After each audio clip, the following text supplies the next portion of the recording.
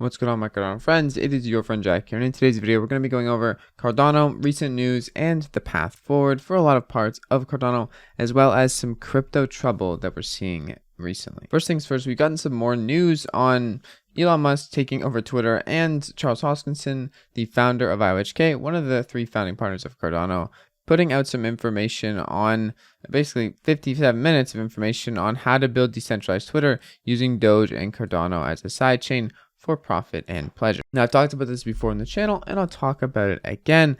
I think Cardano has a lot of opportunities here, and just in general, crypto to mainstream a lot of other not so optimized pieces of tech, and especially for something like Twitter, where Elon Musk is trying to create a platform with no censorship and free speech. This could very well be done on a blockchain-based stack, and Cardano could be a part of that stack, but I'm not sure if that's going to happen. If you want to watch this video, however, Charles did mention a lot of different things in it. It is quite lengthy and has a lot of different complexities, but it is a pretty good walkthrough, and if you want to check it out, it'll be linked down in the description. Speaking a bit about Cardano's path forward, we have a recent article or write-up by the founder of Axo Trade, one of the major platforms that I think is going to do great building on Cardano, Eric, and he's talking about Cardano and time specifically on Cardano, and it preventing some or proposing some problems in the future, medium to long term for Cardano.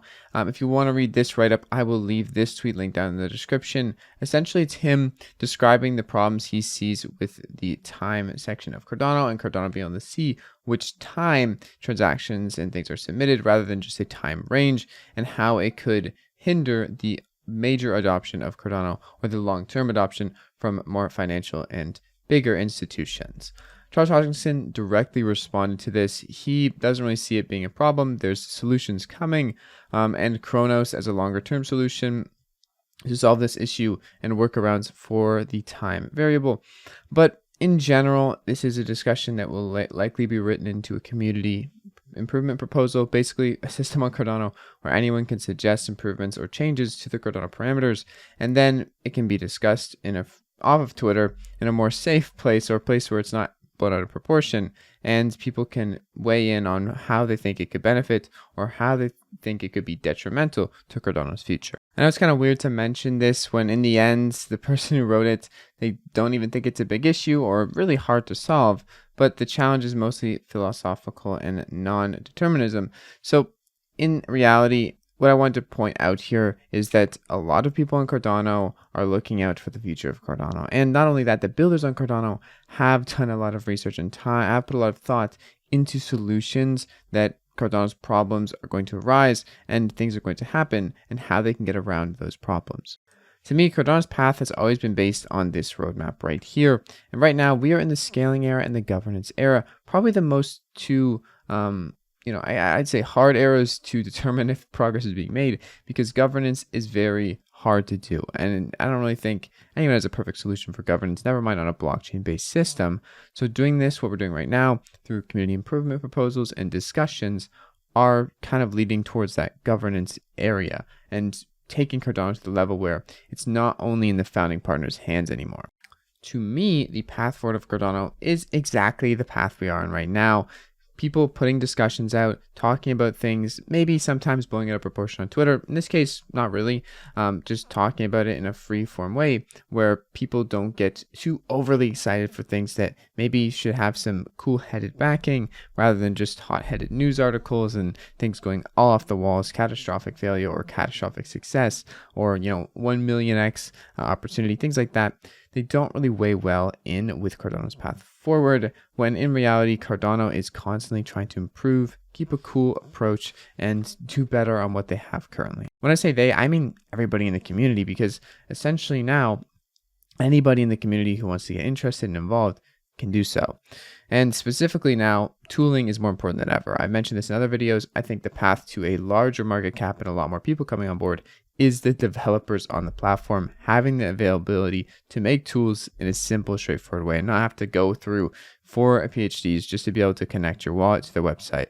So things like that are coming out, whether it be from Modify Labs, making libraries, Lucid, from Berrypool, or more things. It's just good to see in general more developer toolings on my timeline and see people be able to add things to their websites and integrate Web 3.0 or Cardano specifically to their platforms. So the path forward for Cardano is the path we're on right now.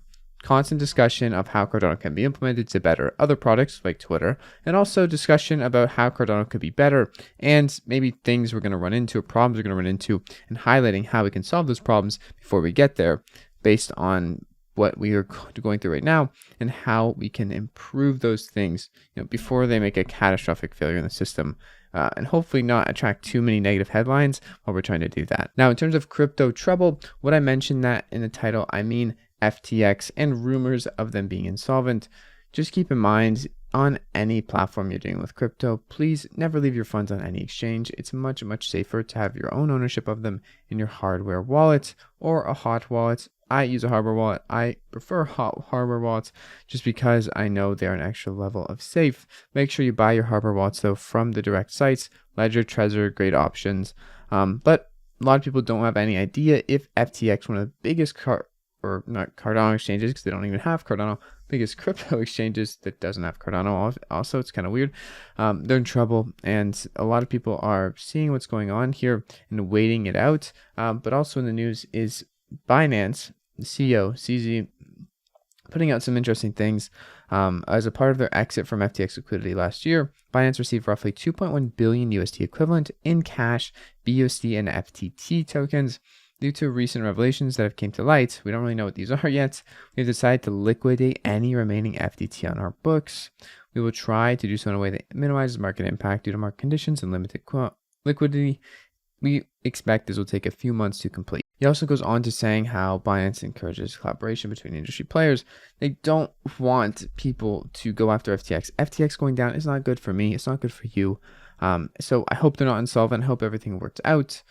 I know people have their grudges against certain exchanges, but in reality, one huge exchange going down and causing a nuke in crypto is not really good for anyone. So I'm hoping for the best here, but please, please, please, as a reminder, keep your tokens in crypto in your own wallets and take them off exchanges, because you never know what's going on behind the scenes and in the books. Anyways, that's it for today's video. Hope you guys have a great freaking day. If you guys have any video suggestions or things you want me to cover in the Cardano ecosystem, please leave them in the comments down below. See you guys in tomorrow's video. It's been your friend Jack. Peace out.